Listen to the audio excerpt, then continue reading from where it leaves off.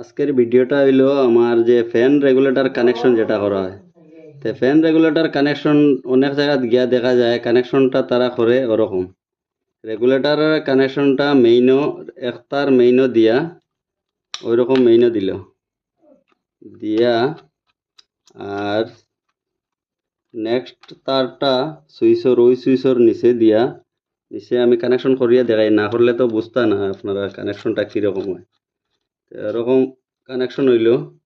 আর ফ্যানের ওই তারটা ফ্যানের যে কানেকশনের তার যেটা আছে এটারে সুইচের উপরে দিয়া অনেকে কানেকশন করে।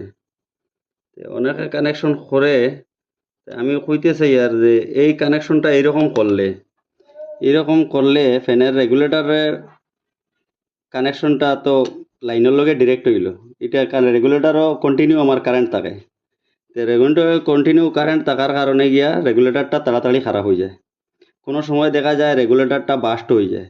কোনো সময় কোনো কানেকশন করার গরো গিয়া দেখলায় যে কইল আমার রেগুলেটর বোর্ডে থাকি দুমা বাইরের আমার বোর্ডের ভিতরে জ্বলি গেছে। খোলার পরে দেখা যায় যে রেগুলেটরটা বাস্ট হয়ে গেছে। তো এরকম হইলে কন্টিনিউ কারেন্ট থাকলে রেগুলেটর তো বাস্ট হইবও ভাই, কিচ্ছু করার নাই। আমি অনেকে দেখছি ওরকম কানেকশন করে। তো এরকম কানেকশন না করিয়া এই কানেকশনটারে ওটাতেই খুলিয়া এটাতেই পুরা ডিসকানেক্ট করে দিলায়। আমি দেখাই আর কানেকশনটা না করলে তো আর আপনারা খুব বুঝতে না কানেকশন কীরকম করা হয়। তে ওই রেগুলেটরের একটা তার যেটা আছে ফ্যানের তারের লগে ওরকম জয়েন্ট করিয়া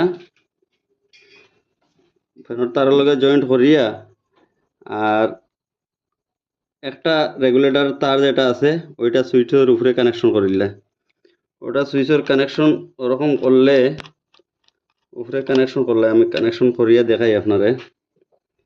আর ওই সুইচও যে আগে ডিরেক্ট যেটা সুইচও কানেকশন লইছে ওটারে এক্সট্রা একটা তার দিয়া এক্সট্রা তারটা আমি লাগাইয়া দেখাই আর যে কীরকম লাগাইতে হয়। না লাগাইলে তো আপনারা বুঝতে না যে শর্ট কিরকম হয় আর কন্টিনিউ কারেন্ট রেগুলেটর কীরকম থাকে। আর কন্টিনিউ কারেন্ট থাকলে তো রেগুলেটর তো খারাপ হইবই। যখন কারেন্ট আইব তখনও ডিরেক্ট আই গেল রেগুলেটরও। আমি কানেকশনটা করিয়া দেখাই আর আপনারা একটু সময় দেখুন আমি কীরকম কানেকশন করি।